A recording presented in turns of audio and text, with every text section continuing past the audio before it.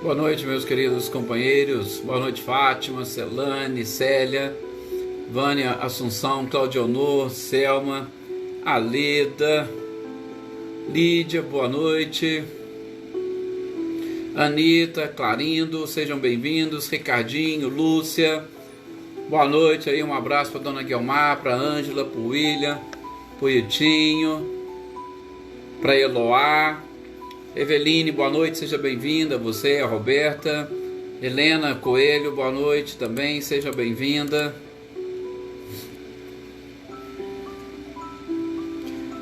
Adaí, boa noite também, Maê. Cecília e Reinaldo, boa noite, sejam bem-vindos.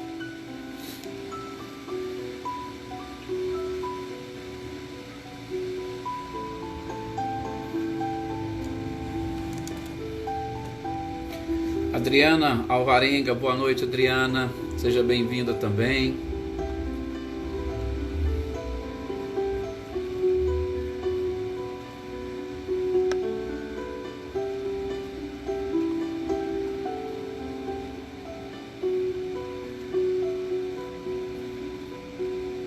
Ana Cristina, boa noite.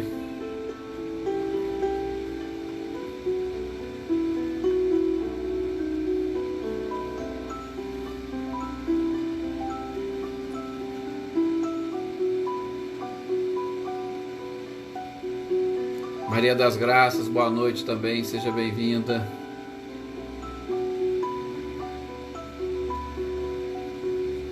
Olá, Zezé, boa noite. Bom, vamos então iniciar a nossa prece. Boa noite também para o nosso companheiro Roberto aqui, que a Fátima está compartilhando. O Alex, seja bem-vindo, Paulo. Boa noite, Marcileia, Guilherme, Luciano, Emerson Martins, sejam bem-vindos. A Sheila e Petronilo, seja bem-vindo. Gente, vamos então agora nesse instante elevar o nosso pensamento, primeiramente acalmando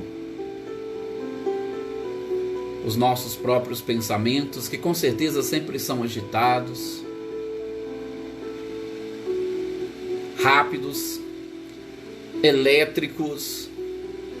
Muitas das vezes nós conseguimos fazer 2, 3, 4 coisas ao mesmo tempo e o nosso pensamento ainda assim divaga.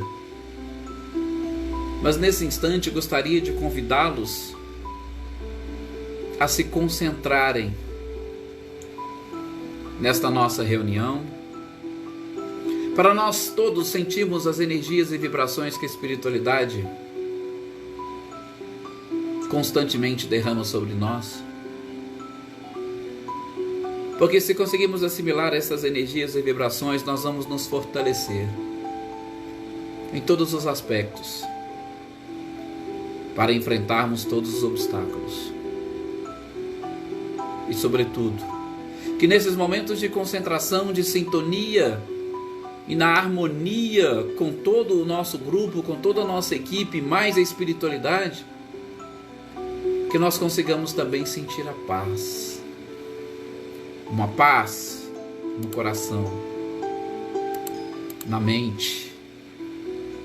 Uma paz que irá nos perseguir durante toda a nossa existência, durante toda a nossa vida.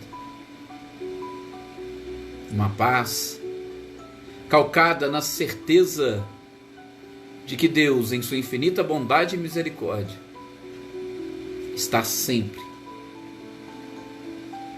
com cada um de nós e com todos ao mesmo tempo. Muita paz, pois, a todos nós nesses instantes em que estaremos aqui estudando. Hoje exatamente é o dia de nós estudarmos, de nós identificarmos mais alguns aspectos do livro A Gênese, essa obra básica de Kardec, fantástica, e um livro conhecido, como um livro, uma parte científica da nossa doutrina, um livro que não é muito fácil e simples de leitura, mas nós estamos aqui para lermos juntos e que nós consigamos atingir esse objetivo dessa leitura em conjunto e de modo muito especial, que todos nós consigamos entender tudo aquilo que Kardec resolveu escrever para nós. Antes de nós iniciarmos, mais aqui uns abraços e boa noite aos nossos companheiros, o Reinaldo lá de Pirassununga, a Fátima, o Paulo Henrique. Inclusive o Paulo Henrique ficou de fazer um estudo para nós aí dentro da sua área também de conhecimento, e nós com certeza já acertamos, logo logo ele estará aqui presente conosco. A Tuca, sua esposa também, seja bem-vinda, a Edna, a Rosângela, o Sérgio, nosso companheiro lá de Cássia, sejam todos muito bem-vindos. Gente, como nós dissemos, estamos exatamente dando esta sequência à leitura e estudo do livro da Gênese. Nos nossos encontros anteriores, nós estávamos falando exatamente destes períodos de revolução do nosso próprio globo. E é claro que períodos estes que, ligados à própria simbologia trazida pela Bíblia, pela Gênese mosaica, nós identificamos alguns desses períodos. O período primitivo, período terciário, secundário, o período de transição, o período diluviano e o pós-diluviano, que culminou exatamente com a oportunidade, podemos assim chamar, ou culminou com o planeta preparado e pronto para, nas palavras de Kardec, receber aquilo que ele mesmo chama de hóspede ilustre. Então nós demos uma olhada nesses períodos da história do nosso próprio globo, identificamos as características principais de cada um destes períodos. E períodos esses que, diferentemente daquilo que a Gênese mosaica nos apresenta, não foram em 6 dias, mas com certeza foram em 6 períodos de milhões de anos. Até mesmo para nós chegarmos a estes 4 bilhões e meio de anos que nós já temos de existência, segundo a nossa própria ciência. Bom, agora, para nós darmos a sequência, Kardec vai trazer no capítulo 8º algumas teorias que naquela época tentavam explicar a evolução da Terra. Sim, nós tivemos os períodos, identificamos esses períodos. Mas, e essas teorias? Ou quais as teorias que existiam na época que tentavam explicar justamente esta evolução do planeta? É o que ele vai trazer para nós nesse capítulo 8.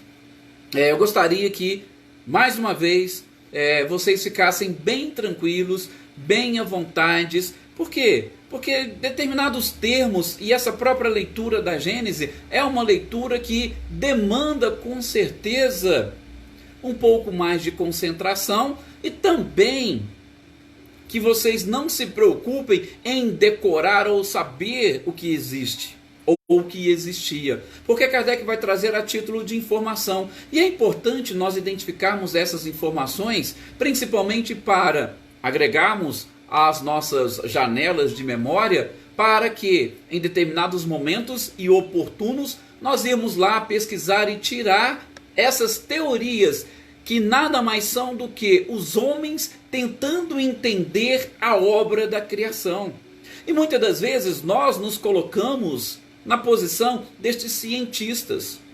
Alguns de nós vamos exatamente identificar como, opa, eu acho que foi dessa forma, ou eu concordo mais com essa teoria, eu concordo com aquela outra. Mas, como nós dissemos em programas anteriores, sobretudo ontem a gente falou um pouquinho disso, muitos desses conceitos pessoais nós estamos extraindo dos próprios arquétipos individuais ou coletivos que nós carregamos, e que com certeza estão relacionados com algo que nós aprendemos no passado, mas nós mesmos não trabalhamos e não buscamos informações exatamente para tentar entender. Foi-nos trazido determinadas informações, essas informações nós assimilamos como paradigmas, assimilamos como dogmas, e dogmas esses que nós não podíamos sequer questionar, como a gente trabalhou nos nossos programas, e sobretudo, como nós trabalhamos no dia de ontem, falando sobre a intervenção dos demônios nas modernas manifestações, falando em especial da influência da Inquisição em determinado período da história da humanidade. E isso nós exatamente trabalhamos ontem. Por quê? Porque essa influência faz com que todos nós tenhamos muito mais respeito e medo dos demônios do que víamos a desenvolver um amor a Deus, que deveria ser exatamente um caminho oposto. E isso faz com que, até no que diz respeito à ciência, nós enfrentemos diversos problemas, diversos paradigmas. Por isso que eu estou tentando, fazendo essa introdução, deixá-los bem tranquilos e à vontade. E vamos ver o que Kardec, naquela época, conseguiu assimilar. E, dando tempo, a gente troca uma pequena ideia do que acontece hoje. Por quê? Porque esses mesmos problemas, esses mesmos paradigmas, muitos de nós enfrentamos hoje, ou o nosso planeta, a nossa humanidade enfrenta hoje. E, em especial, em determinadas disputas que acabam não levando a criatura a nada. Por isso, nós que aqui estamos reunidos e estudando, aprendendo e, sobretudo, lendo as informações através de hipóteses elaboradas por Kardec, através de um pensamento, de um raciocínio lógico, a gente vai tentando identificar verdadeiramente este Deus a quem nós precisamos aprender a amar da forma como ele realmente merece e da forma como nós nos sentiremos muito mais tranquilos e à vontade. Então, diante de todas esses períodos que a geologia e a paleontologia nos mostrou que gastou-se para a construção, ou melhor, para o planeta Terra chegar até este presente momento, foram elaborados na época de Kardec 3 teorias. Uma dessas teorias, ou a primeira que Kardec traz, é exatamente a teoria da projeção. E o que dizia essa teoria da projeção? Essa teoria da projeção, escrita por um cientista, Buffon, que tinha muito respeito da comunidade, sobretudo científica da época, ele vai trazer algumas informações, e aí já vamos abrir um parênteses. Gente, Kardec escreveu essa obra, tá? A doutrina espírita como um todo, que começou a surgir a partir de 1857, ele foi coletando material, e a Gênese foi exatamente o último livro a ser escrito. Então, depois de coletar todo esse material, Kardec sempre lia tudo aquilo que a ciência, sobretudo, trazia a respeito de determinados assuntos, de determinados temas. Ele não ficava apenas e tão somente naquilo que os espíritos lhe diziam. Ele não estava ali simplesmente como um copiador. O espírito falou, ele copia e coloca. Não, ele fazia estudos comparativos. Ele via, ouvia, lia tudo aquilo que a ciência apresentava. Tá? Então, lógico que naquela época a nossa ciência estava engatinhando. Aliás, ela estava nos primeiros passos. Não tinha muito tempo que Galileu tinha sido inclusive condenado, como bem lembramos ontem, pela Inquisição, simplesmente porque ele veio com a teoria de que a Terra não era o centro do universo e que isso era uma conspiração ou uma blasfêmia contra Deus. E ele teve que abjurar a sua própria afirmação para que ele não fosse queimado por essa mesma Inquisição. Então, essas teorias, elas foram sendo criadas, cientistas foram trazendo e trabalhando, mas desse jeito, né? Daquela forma que não colocava a sua própria vida em risco. E Buffon escreveu essa teoria baseado em, naquela época, existia apenas e tão somente 6 planetas no nosso sistema solar, tá? Que eram os primeiros: Mercúrio, Vênus, Terra, Marte, Júpiter e Saturno. E Buffon, fazendo uma análise, uma medição, ele chegou à conclusão de que a órbita destes 6 planetas, ela tinha uma inclinação não mais do que 7,5 graus. E com isso, o que ele deduziu? De novo, deduções, estudos que ele estava fazendo. Ele deduziu que estes planetas, eles só poderiam ter surgido de uma única forma e de uma forma idêntica. Todos eles. Por quê? Por conta exatamente desta inclinação de, na sua órbita, apenas 7,5 graus. E todos os 6 planetas teriam a mesma inclinação. Então, ele, exatamente fazendo essa análise e, sobretudo, essas observações, ele concluiu na sua visão que, como o Sol era uma bola incandescente, num determinado momento surgiu um cometa, e esse cometa ele chegou a raspar a superfície do Sol, e quando ele raspa a superfície do Sol, ele libera partículas, e poderíamos dizer que foram mais ou menos 6 grandes partículas, e essas partículas se desprenderam da mesma forma, cada um atingindo distâncias diferentes, e pelas forças tanto centrípeta quanto centrífuga, que nós já estudamos em outros momentos, eles mantiveram essa ligação pela força atrativa com o próprio Sol, mas como o cometa pegou de raspão, eles mantiveram essa mesma órbita e a mesma inclinação, em torno de 7,5 graus, tá? Então por isso que ele fala a teoria da projeção. Foi a projeção de um cometa que raspou a superfície solar e desprendeu essa parcela ou essa parte desta bola incandescente, e aí formou estes 6 planetas. De novo, foi uma teoria criada porque só se conhecia os 6 planetas. Mas não demorou muito e o próprio Kardec vai refutar essa mesma teoria da projeção com base em outras pesquisas que foram feitas também naquela época.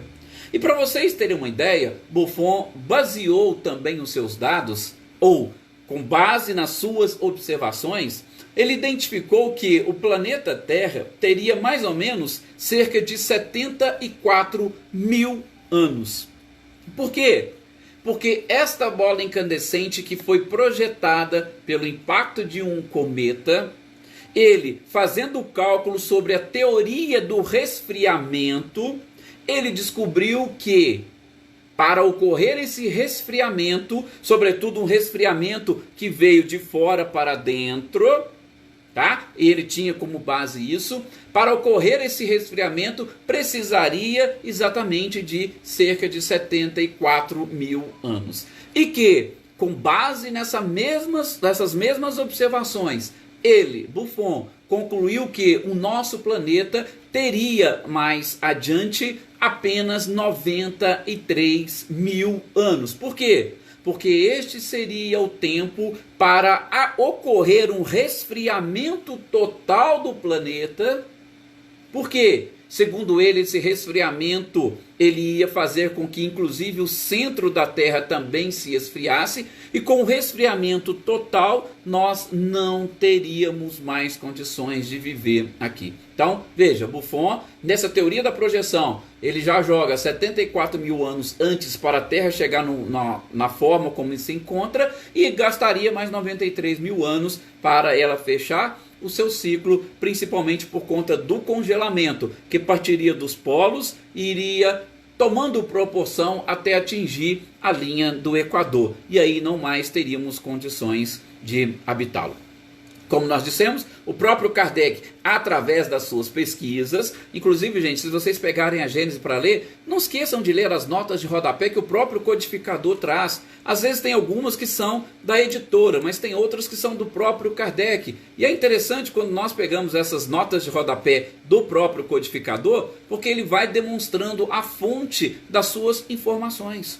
Tá? Então isso é importante, é interessante. E aí o que nós vamos ver então nessa teoria da projeção, que o próprio Kardec já rebate com as observações da ciência daquela mesma época.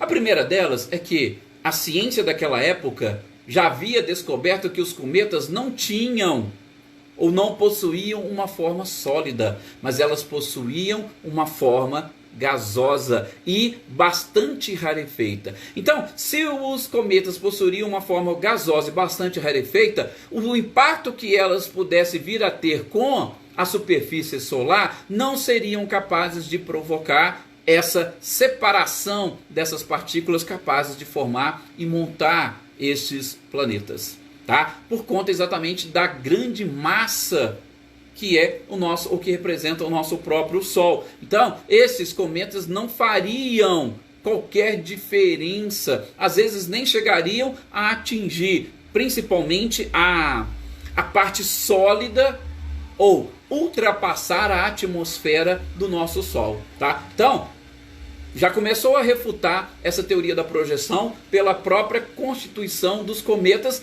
que naquela época já tinha sido descoberto que não eram de material sólido. Um outro ponto que Kardec vai trabalhar é exatamente sobre a natureza do nosso Sol. Porque, gente, quem garante para nós, e isso Kardec vai falar, que até hoje nós não temos condições de saber, mas quem garante que o nosso Sol é de natureza incandescente? Por exemplo, quem vai nos garantir que o nosso Sol não é um astro normal, só que possuidor de uma atmosfera ou de uma fotosfera luminosa? Nós não conseguimos chegar na superfície do Sol para saber como ele é, do que ele é formado, como é a sua superfície. Então, para dizermos que teria sido isso, seria complicado. Por quê? Porque nós não conhecemos.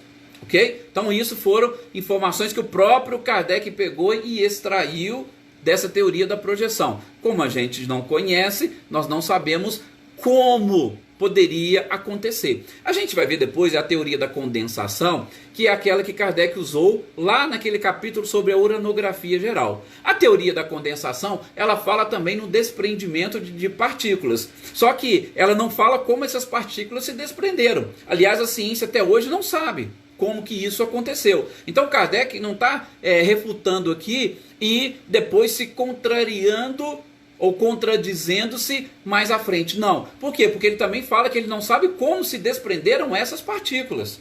A gente continua sem saber. Tá? Nós estamos tentando estudar e entender o nosso planeta com base principalmente na geologia e na paleontologia, determinando aí a sua idade e a forma como as coisas aconteceram. Muito não passa de especulação. E com base nessas conclusões, através de experiências e observações, sobretudo nas formações rochosas que nós possuímos. Ok? Tá? Então, de novo, nós não sabemos, nós não conhecemos a superfície solar para dizer e afirmar que ela é totalmente incandescente e que ela não poderia ser normal e apenas com uma atmosfera luminosa. Um outro ponto que o próprio Kardec vai trazer e vai rebater é justamente a questão do que nós ou do que a ciência conhecia. Então, como nós dissemos, naquela época eram apenas 6 planetas. Só que é o seguinte, logo depois que Buffon apresentou essa teoria, publicou a sua teoria, descobriu-se que tinha muitos planetóides, sobretudo entre Júpiter e Marte, que eles tinham uma inclinação diferente daquela estabelecida por Buffon, de 7,5. Tinha planetóides com 10, outros com 13 e outros com 34 graus de inclinação.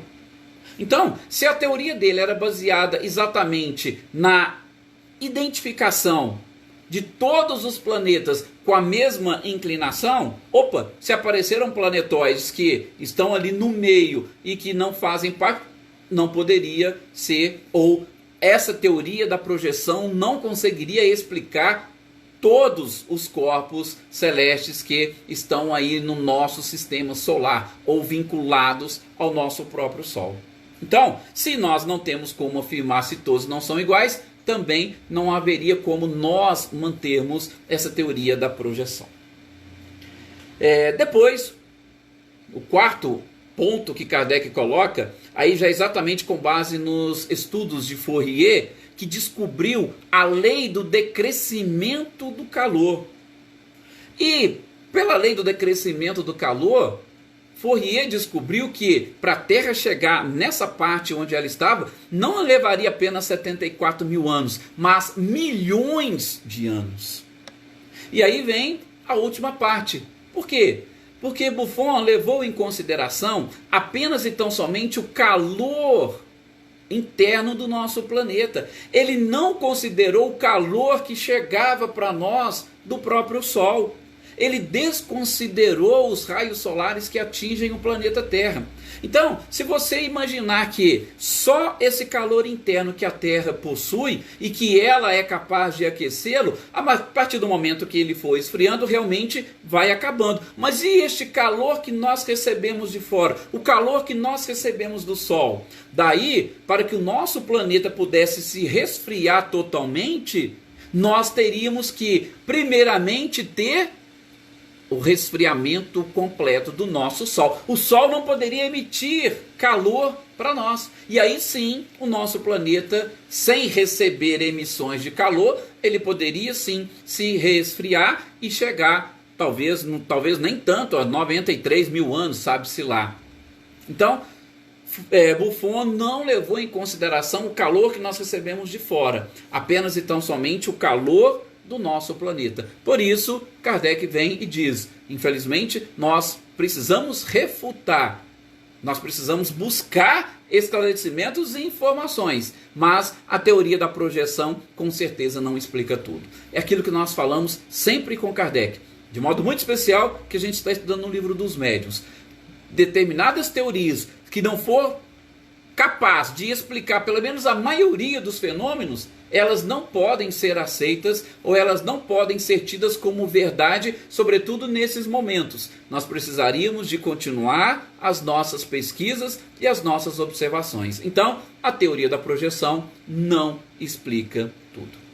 Depois, Kardec vai falar da teoria da condensação. Só que da teoria da condensação ele não vai falar. Por quê? Porque ele já falou no capítulo sobre a uranografia geral. Então, ele vai simplesmente citar, olha gente, a teoria da condensação é aquela que a gente estudou. E vocês se lembram?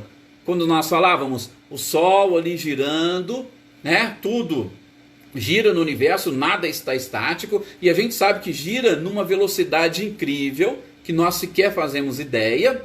E neste processo, nesses movimentos, nesse giro, não sabemos como, mas determinadas partículas se desprenderam do Sol, e nesse processo de desprendimento, é lógico que por conta exatamente da velocidade do próprio calor, ela vem como uma bola incandescente e ela vai girando, e nesse giro tem a sua força centrífuga e centrípeta, ele ainda se mantém ligado a este astro central que é o próprio Sol. Então, pela força da gravidade, vai girando tudo ao redor do próprio Sol, e nesse giro,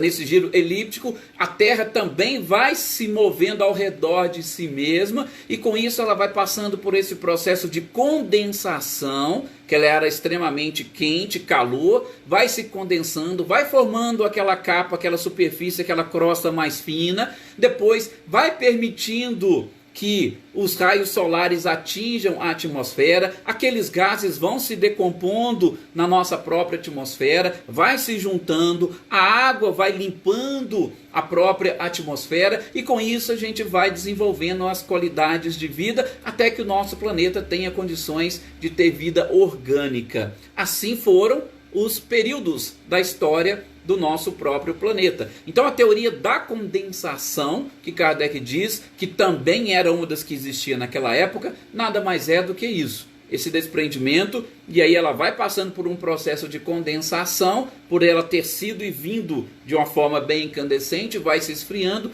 até chegar ao que nós somos e o que nós temos hoje no nosso próprio planeta. Tá? Então a gente já estudou isso, nós não vamos aqui repetir. Depois, Kardec vai falar de uma teoria da incrustação.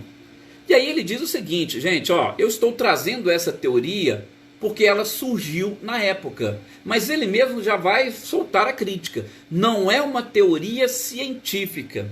A teoria da incrustação, ela é apenas e tão somente uma teoria criada com base, sobretudo, na própria Bíblia ou nos textos bíblicos. E não tem nada de científico, nada de observação científica, mas uma teoria que alguém criou unindo um pouco daquele conhecimento científico que nós tínhamos com aquilo que a Bíblia nos traz. Tá? É uma teoria não muito complexa, tá? Ela é muito simples. Ela diz o seguinte, que o nosso planeta, sim, foi criado há 6.000 anos atrás, que é a data que a própria Gênese nos apresenta.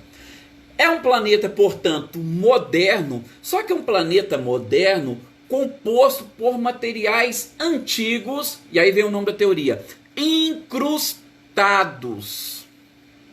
Teoria da incrustação. O nosso planeta é novo, tá? Mas esse planeta novo, ele trouxe incrustado dentro dele esses fósseis que nós encontramos que tem milhões e milhões de anos. Tá vendo? É uma teoria que foi criada com base num pensamento, mas ela nada tem de científico. E que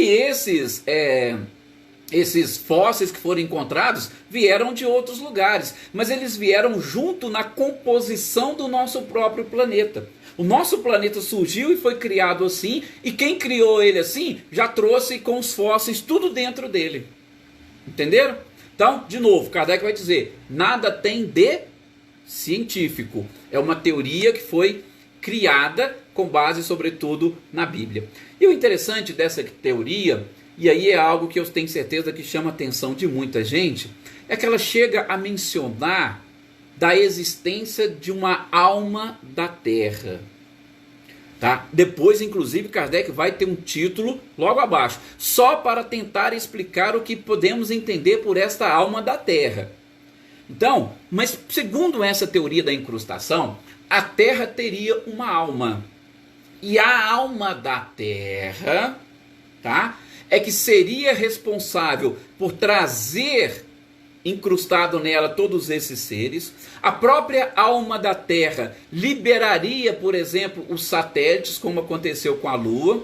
E segundo essa teoria, ela tinha liberado outros, mas os outros não quiseram permanecer porque eles também tinham a sua alma e eram dotados de livre-arbítrio. Os outros satélites preferiram ir embora e só ficou a Lua. E mesmo assim, a Lua, ela teria sido retirada do nosso próprio planeta. E nesse local de onde ela foi retirada, é justamente onde se encontram os mares. Então, tanto a Lua tem a sua alma e dotada de livre-arbítrio, tanto é que ela quis continuar girando ao redor da Terra, quanto a Terra também teria uma alma. E aí a teoria da incrustação, ela vai falar um monte de coisa. Por exemplo, ela vai dizer que o nosso planeta já trazia também em si todo o mobiliário vegetal, animal e hominal. Só que ele estava em estado cataléptico. Ou seja, estava tudo ali dormindo. Ela já veio sendo criada, tá? E ela trouxe tudo dormindo dentro dela, para num determinado momento, e aí vem a teoria criacionista, num determinado momento Deus falar, faça isso, faça-se aquilo, construa isso, construa aquilo. E aí todos esses germes, eles despertaram. Tá? Isso é o que explica a teoria da incrustação. E a teoria vai falar que ali daqueles povos que estão todos dispersos e separados, por exemplo, da Ásia surgiu a raça amarela, da África surgiu a raça negra, da Europa surgiu a raça branca e da América surgiu a raça vermelha. Cada um nos seus pontos. Por quê? Porque estavam todos incrustados ali. E, num determinado momento, através da palavra da própria divindade, eles surgiram, ou esses germes despertaram, ou ressuscitaram e formaram aquilo que nós somos e aquilo que nós temos hoje. Tá? Então, isso são o quê? As informações dessa teoria da incrustação. Mas o próprio Kardec também, como sempre, ele vai rebater e ele vai refutar, no sentido de que, olha, diz ele, nós não podemos concordar por diversos fatores. Um deles, nós sabemos que os nossos continentes, eles não são tão distintos, tão diferentes assim uns dos outros. Eles são iguais, formados da mesma matéria. Então, se nós pegarmos a ponta de um com a ponta do outro, que hoje está separado pelo oceano, a gente vai encontrar identidades. E isso mostra que eles eram unidos e houve uma separação. Então, as coisas, a Terra não foi criada do jeito que ela está.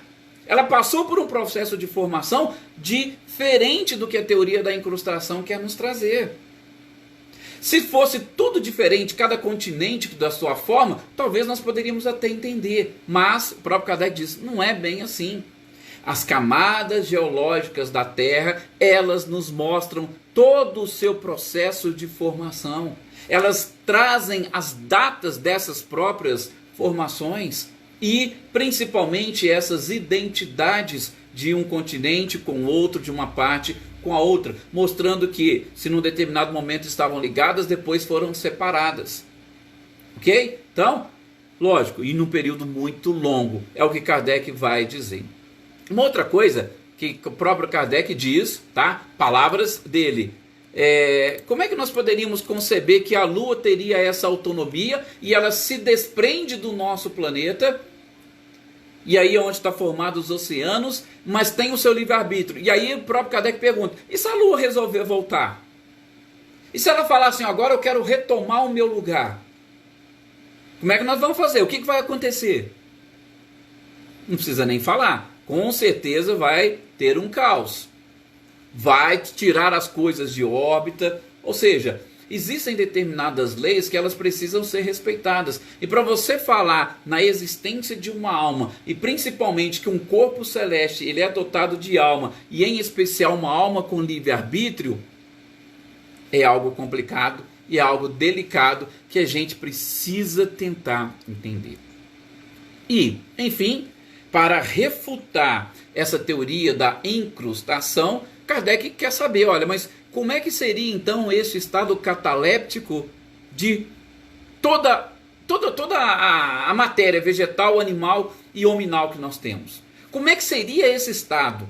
Seria num estado de germe? Mas que tipo de germe? Como é que esses germes eram constituídos? Como que simplesmente surgiram do nada? Então, essa teoria não consegue explicar isso para nós. E aí, lógico, vem de novo Kardec. Aquilo que não pode ser explicado por uma teoria, ele precisa ser refutado. E aí, gente, Kardec vem explicar num título específico sobre a alma da Terra. Só que, por conta do nosso horário, a alma da Terra vai ficar para o nosso próximo encontro. Aí a gente vai trabalhar um pouquinho nessa alma da Terra, e aí eu vou trazer para vocês, aí já é algo que não está na Gênesis, eu vou trazer também de uma forma bem resumida, tá? Que é uma outra teoria que está hoje tomando conta, principalmente trazendo muitas discussões, sobretudo no meio científico, que é a teoria do design inteligente, tá? É também uma teoria que tenta explicar a própria criação e a origem de tudo, tá? Mas a gente não vai nem começar por conta do nosso horário. Aí eu falo da alma da Terra e falo um pouquinho dessa teoria do design inteligente, tá? Uma teoria bem interessante que ganhou corpo principalmente nos Estados Unidos a partir da década de 80 do século passado. Por quê? Por conta exatamente dessa briga, criacionismo e evolucionismo. Poderíamos ter criacionismo puro? Poderíamos ter evolucionismo puro? Como é que nós precisaríamos trabalhar com isso? E lá nos Estados Unidos, sobretudo, nessa guerra, porque boa parte das escolas, das universidades lá, são exatamente de origem cristã. E aí você retirar da Bíblia o criacionismo, ou você retirar das escolas o criacionismo para colocar só o evolucionismo, foi algo complicado. Mas a gente conversa um pouquinho no nosso próximo encontro sobre este tema. Muito obrigado a todos vocês pela paciência, pelo carinho. Espero ter conseguido auxiliá-los nesse processo de entendimento dessas teorias que Kardec trouxe para explicar a evolução do nosso planeta. Teoria da projeção, teoria da condensação e a teoria da incrustação. E no próximo, alma da Terra e a teoria do design inteligente. Muita paz a todos e uma excelente noite para vocês.